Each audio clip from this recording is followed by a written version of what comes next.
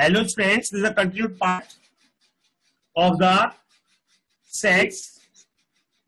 Next definition, this is the disjoint set. What do you mean with disjoint set? यानी दो sets को अलग अलग, यदि आपके दो सेट्स में कोई ज्वाइंट नहीं है तो दे आर कॉल्ड डिसज्वाइंट. ये दो सेट्स में कोई ज्वाइंट नहीं है तो they are called disjoint. So for example, write the sets, write down, let A and B are two sets. Let A and B are two sets if there is no common elements between A and B, then A and B are disjoint set. A and B are disjoint set.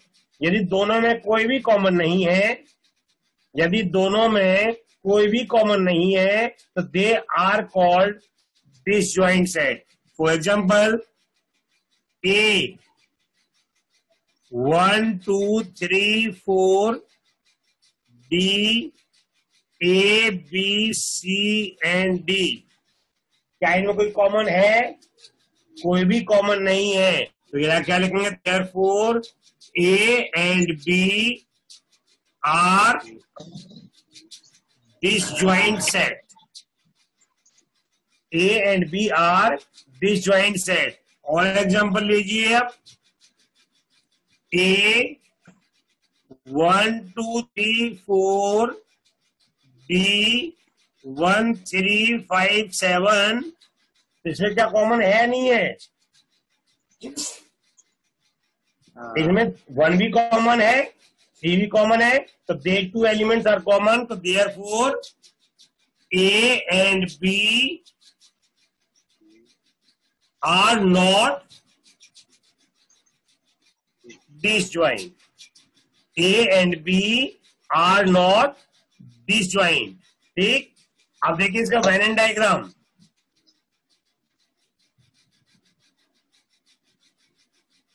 Venn diagram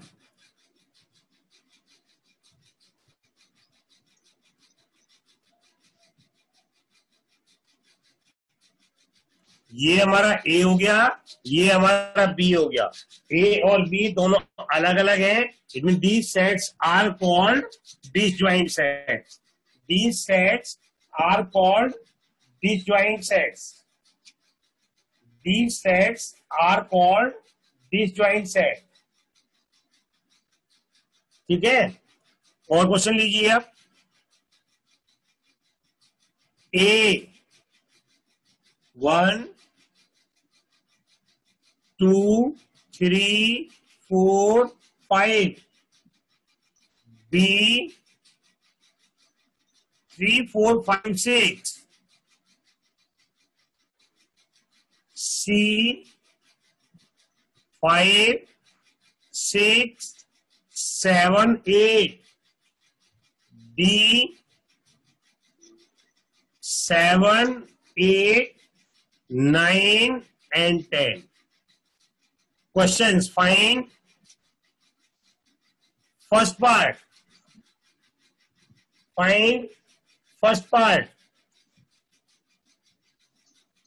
A union B. It means A union B में कौन कौन से आएंगे? यानी A और B के सारे elements लिख दीजिए. Then that is called A union B. कौन कौन जाएंगे? 1 2 3 4 5 6, 2 3 4 5 and 6. Second part.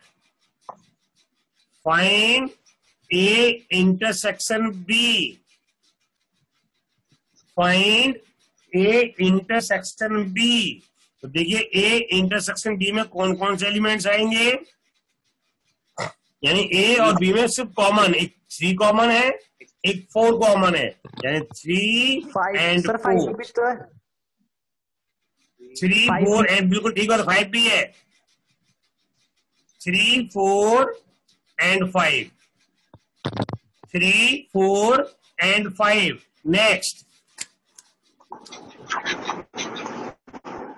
Next part, third part, A intersection C intersection D, A intersection C intersection D. पहले आप ए इंटरसेक्शन सी निकालिए. ए और सी में कॉमन देके क्या आ रहा है? ए और सी में कुछ भी कॉमन नहीं है. ए और सी में देखिए, ए और सी में कोई भी कॉमन नहीं है. ए हमारा है 1 2 3 4 5, नहीं सॉरी, सी 5 कॉमन है. सी हमारा है 5 6 7 8, 5 कॉमन है, 5 कॉमन है.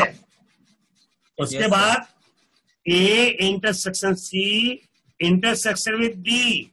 अब देखिए ए डी में क्या 5 है? 5 नहीं है भाई. ए इंटरसेक्शन सी में 5 है, डी में आपका क्या आ रहा है? डी में आपका 7 8 9 10 है, तो कोई कॉमन नहीं है. इसको क्या लिखेंगे हम? 5. कोई भी कॉमन नहीं है, आप ऐसे भी लिख सकते हो. Next part, fourth part, A intersection B union with C intersection D. A intersection